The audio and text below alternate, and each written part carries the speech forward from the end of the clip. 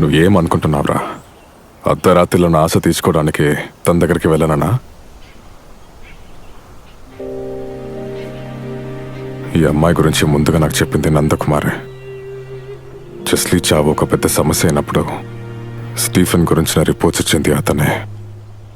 దానికోసం అతను వైజాగ్ ప్రాంతమంతా వెతికాడు. మనం వచ్చే దారిలో ఒక ఇంటికి వెళ్ళాం కదా, అతనే నందకుమార్. సరిగా చెప్పాలంటే స్టీఫెన్ ఒక తెలుగోడు, కడపలో ఉండేవాడు. అక్కడి నుంచి చాలా ఏళ్ల క్రితం వెళ్ళిపోయాడు. ఇప్పుడు వైజాగ్లో ఏదో పెద్దాయన దగ్గర ఉంటున్నాడంట. వాడు ముఖ్యమైన పని అమ్మాయిలతో వ్యాపారం. ఇప్పుడు ఆ పెద్దాయనతో గొడవ పడి విడిపోయి తనే వ్యాపారం చేసుకుంటున్నాడట. ఇప్పుడు వైజాగ్ కేంద్రంగా ఒక పెద్ద సెక్స్ ర్యాకెట్లో వీడే కింగ్గా ఉంటున్నాడు. రహస్యంగా అక్కడ ఎన్నో వ్యభిచార గృహాలు నడుపుతున్నాడు వీడు. నేను ఆ ఊళ్ళో చూశాను. రహస్యమని చెప్తే రహస్యమని కాదు, అంతా ఓపెనే. ఎన్నోసార్లు ఎన్నో రకాలుగా తప్పించుకున్నాను. ఇప్పటికీ గుర్తున్నాయి వెంటాడే ఎన్నో అనుభవాలు. ఈ స్టీఫెన్ మీద వేసిన మొదటి కేసు ఏంటంటే అతను 3వ పెళ్లి చేసుకున్న అమ్మాయి మిస్ అయిందని వాళ్ళు పేరెంట్స్ పెట్టిన కేసు.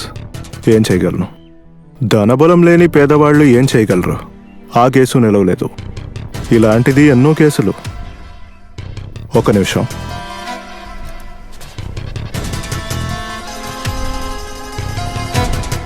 ఇలా చూడండి. వాడికి సంబంధించిన వీడియోస్ ఇందులో ఎన్నో ఉన్నాయి.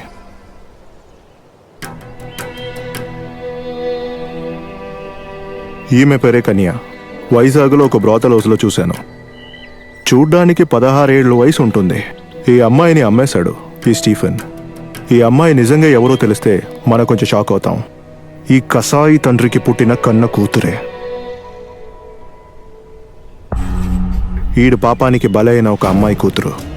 కన్న కూతురుని తాచాడంటే వాడు ఎంత దూరమైనా వెళ్తాడు. నాకు తెలిసి ఈ అమ్మాయి ఒక 4 రోజులుగా అక్కడ ఉంది. అప్పుడే ఆమె కళ్ళల్లో ఒక భయాన్ని చూశాను. ఒకసారి గనక అక్కడ ఇరుక్కుంటే బయటికి రావడం కష్టం. ఒక రకంగా జైల్లో ఉన్నట్టే. నేను చాలా కష్టపడాను. ఏమి లాభం? ఆఖరి కోర్టే అతన్ని వదిలేసింది. ఆ తర్వాత అందరూ ఇతన్ని వదిలేశారు. మీడియా కూడా పట్టించుకోలేదు. ఈ అమ్మాయిని ఎలా కలవాలి?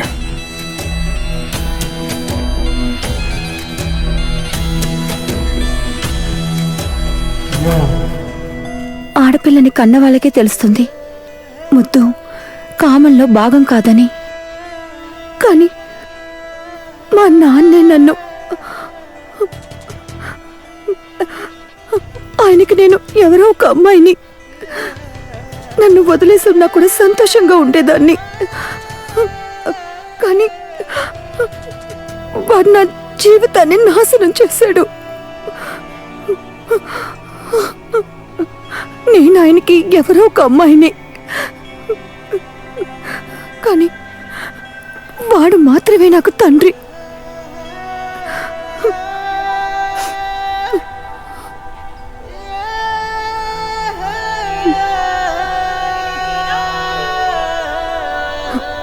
కానీ ఇక నాకు వాడొద్దు.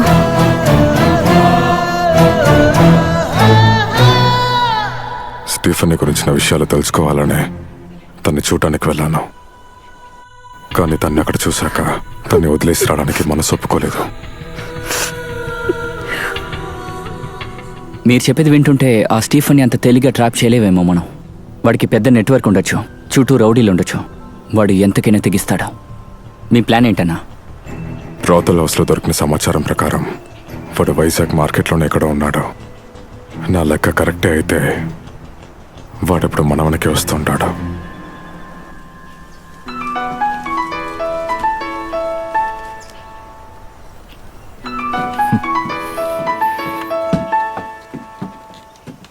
చెప్పరా.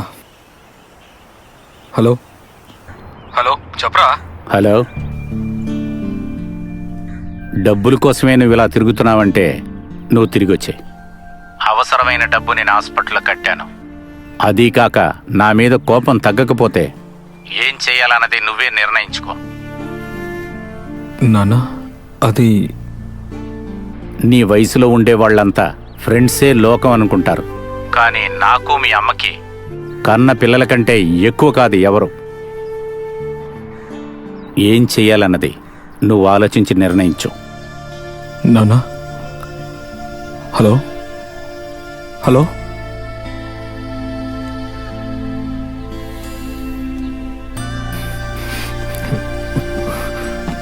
ఏమైందిరా? ఎవరి ఫోను? నాన్న ఇంట్లో నుంచి హాస్పిటల్ ఖర్చు అంతా ఇచ్చారంట.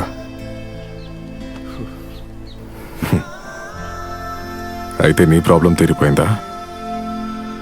నేను చెప్పానుగా, నువ్వు వెళ్ళొచ్చు. స్టీఫెన్ ఇప్పుడు నాకు దగ్గరలోనే ఉన్నాడు.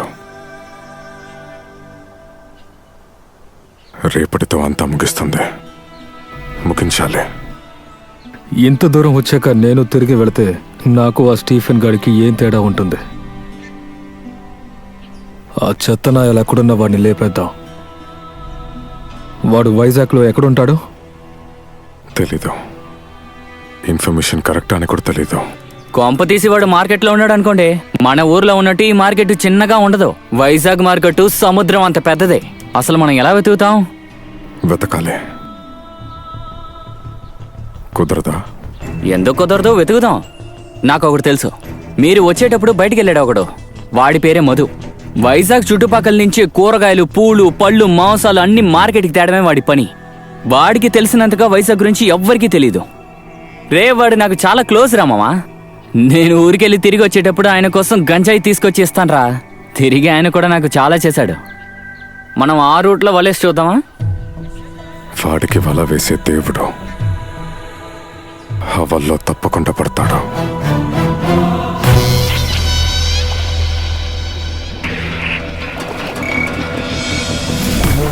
మీరేం కంగారు పడకండి సార్. రేపు పొద్దున లోపల పిల్ల మీ దగ్గరికి వచ్చి చేరుతుంది. ఆ పిల్లని చూసిన తర్వాత ఏమైనా ఉంటే చెప్పండి. వాళ్ళు పెద్ద లవర్స్. సముద్రాన్ని చూసిపోవడానికి వచ్చారు. వాళ్ళని వలేసి పట్టాను. చా చా చా మహా ఉంటే 20 ఏళ్ళు ఉంటాయి. యామా ఫిగరు. ఓకే సార్, అలాగే అలాగనే చేద్దాం. ఏంటి ప్లీజ్ అన్న, మమ్మల్ని వదిలేండి సార్. మేము ఇటువైపు ప్లీజ్ సార్, మమ్మల్ని ఏం చేయకండి సార్. ప్లీజ్ సార్, నాకు ఇది ఒక బిజినెస్. ఇలాంటి వయసులో ఇంత అందమైన అమ్మాయి దొరకడం ఎంత కష్టమో తెలుసా నీకు? దయచేసి మమ్మల్ని వదిలేయండి సార్. తమ్ముడు, తప్పు చేసింది నువ్వు. ఊరు చూడడానికి వచ్చావా? అది ఈ ఏరియాకి. ఏంటి లవ్వా? నువ్వు మాత్రం ఎంజాయ్ చేస్తే చాలా. ఇక్కడ తను చాలా మంది కావాలరా. కొట్టద్దురా, మెల్లగా చెప్పు. ఈ ఒంటి మీద ఒక గీత కూడా పడకూడదు. మనం అడిగిన రేట్ ఇవ్వాలి కదా. చెప్పరా.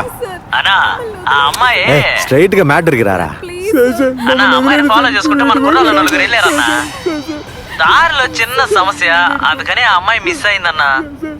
ఏంట్రా వాగుతున్నావు? ఏం లేదన్నా, యాక్సిడెంట్ అయింది. యాక్సిడెంటా? అవునన్నా. అయితే ఆ పిల్ల దొరకలేదా? అది అన్నా, ఆ అమ్మాయితో ఇంకెవరో ఉన్నారన్నా. వాళ్ళు ఎవరైనా సరే పర్వాలేదు. నువ్వు ఏం చేస్తావో నాకు తెలీదు. నాకు రేపటి లోపల పిల్ల కావాలి. సార్ మీకు దండం పెడతా సార్. మమ్మల్ని చెప్తూ ఉంటే వినిపించుకోవే.